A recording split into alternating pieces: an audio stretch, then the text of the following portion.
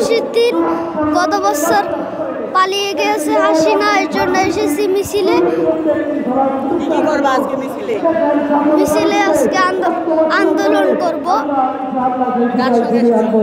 আব্বুর সাথে। এই মিছিলে খুনি হাসিনার বিচার চাই। আমি আমার ছেলেকে নিয়ে এখানে এসেছি যে 5ই আগস্ট খুনি হাসিনা এদেশ থেকে পালিয়ে গেছে এবং দেশ স্বৈরাচার মুক্ত হয়েছে এবং দেশ একটা মানে অতল গহ্বরের ভিতর নিমজ্জিত ছিল, সেখান থেকে একটু মানুষ নিঃশ্বাস নিতে পারছে।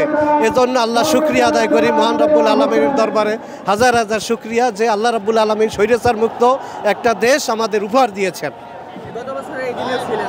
এই দিনে আমরা মাঠে ছিলাম।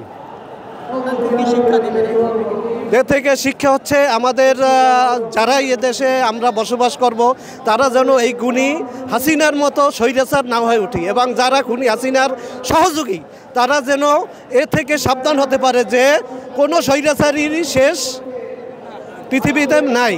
সুতরাং সবারই একটা পতন অবশ্যই হবে। মানুষের একটা ধৈর্যের সীমা আছে, সেই ধৈর্যের সীমা যখন অতিক্রম করে তখন জনসাধারণ এ ব্যাপারে মানে ঝাঁপিয়ে পড়ে, এই ঐক্যবদ্ধ প্রতিরোধ গড়ে তোলে।